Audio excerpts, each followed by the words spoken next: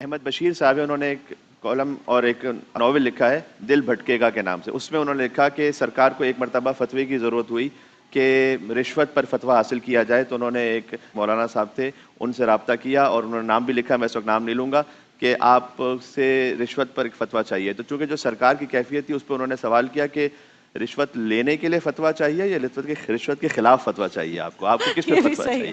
تو صورتحال ہے اس وقت نا، اس میں دو طرفہ ذمہ داری ہے. موبائل اگر 2.5 لاکھ کا ہے اور اس پر آپ 3 لاکھ ٹیکس لگا دیں تو یہ بالکل ناجائز اور غلط ہے. یہ بالکل ناجائز اور غلط ہے. اور اب موبائل ہوتے بھی پہلے کہتے ہیں نا موبائل گرتا تھا تو بیٹری نکلتی تھی، اب موبائل گرتا ہے تو دل نکلتا ہے انسان کا. تو 5 لاکھ کے تو موبائل ہے.